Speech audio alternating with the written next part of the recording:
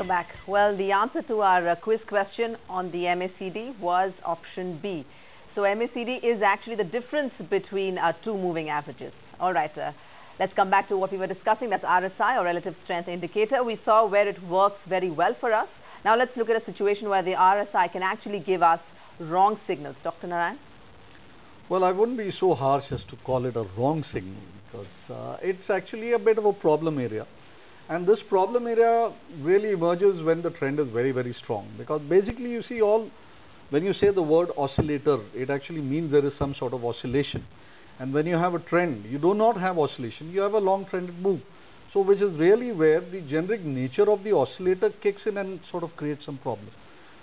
If you see it on a chart, what I could show you is the chart of TTK Prestige. I think we had spoken about it last week also.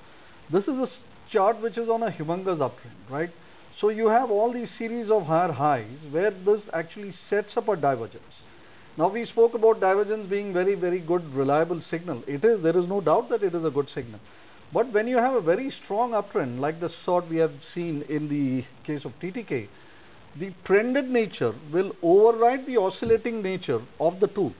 And at that point of time, you will then get the stock dragging up to a newer high, and then it sets up yet another divergence. As you can see here, see the slope of the trend line of the highs, and here is the slope of the trend line of the oscillator. So you had a setup out here which said that the things are weakening, then the prices just got dragged further up, and then you have another setup saying something similar out here.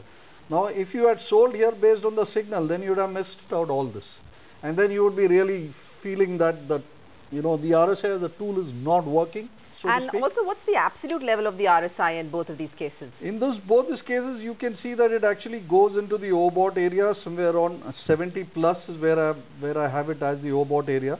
So you will have very typically the divergence pattern being set up somewhere near the overbought area, 70 or higher than. So you don't look at the absolute number really. You're always looking at the trend line, that's the tops of your RSI. Yes, indeed. You don't really look at the absolute value except when you want to see the overbought oversold as a status.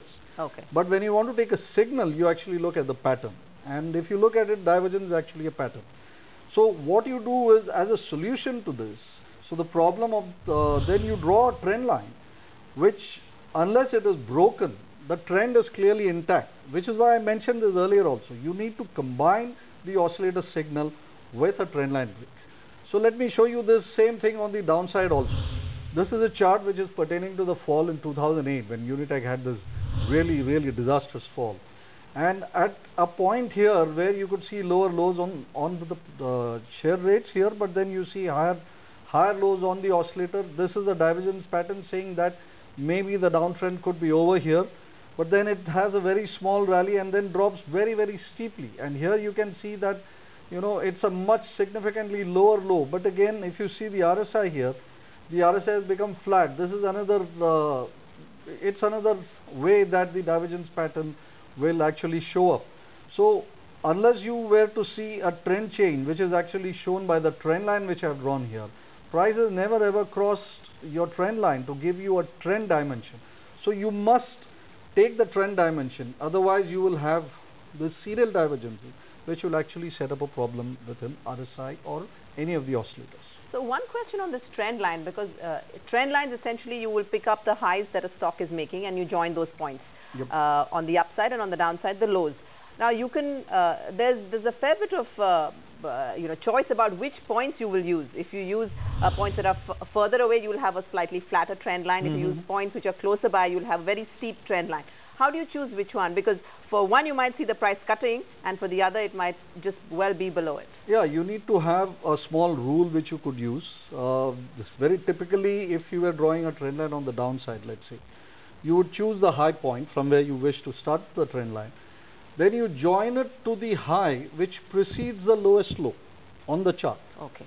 So that you know which are the 2 points.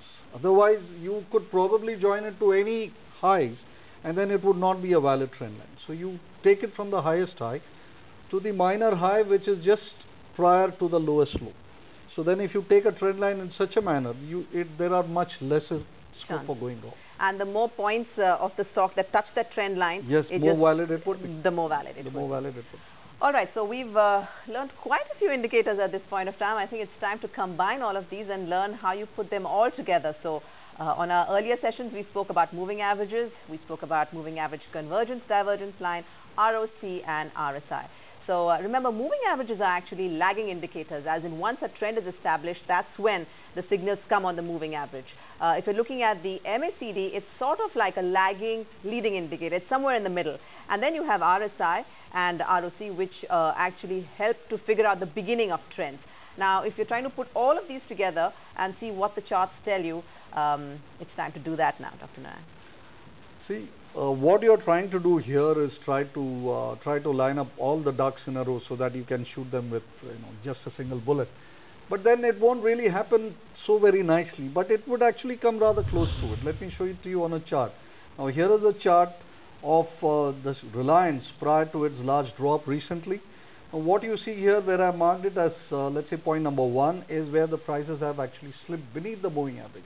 Now we have taken that the crossover of the price over the moving average as well as one MA over the other as a signal of a bearish trend. Now if you go down to these set of panels where I have the MACD, I have the ROC and I have the RSI.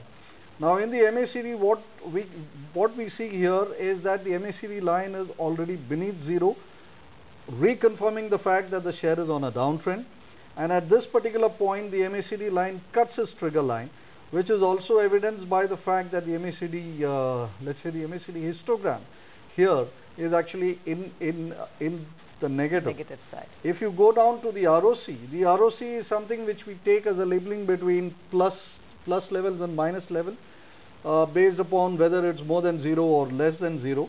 We see that at point number 3, the ROC has actually cut in advance of the price change lower than 0, here again signaling that the trend is bearish.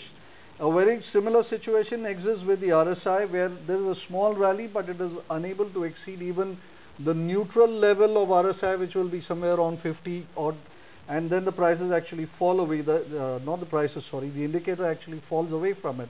So here if you combine all this, your MACD is actually reconfirming bearishness, your ROC is saying that I'm now lower than 0, so this is bearish. Your RSI is not able to go up and is actually pulled back from 50. Your prices are lower than your moving averages. Now here are all the ducks lined up in a row, and all you got to do is shoot them. All right then, time to see how our viewers fared on their quiz from last time, and it's really heartening to know that a lot of you are enjoying our show, because we're getting in a lot of answers to the questions we put in, and there was a bearish view that our viewers told us about, but we'll tell you more on that after a break.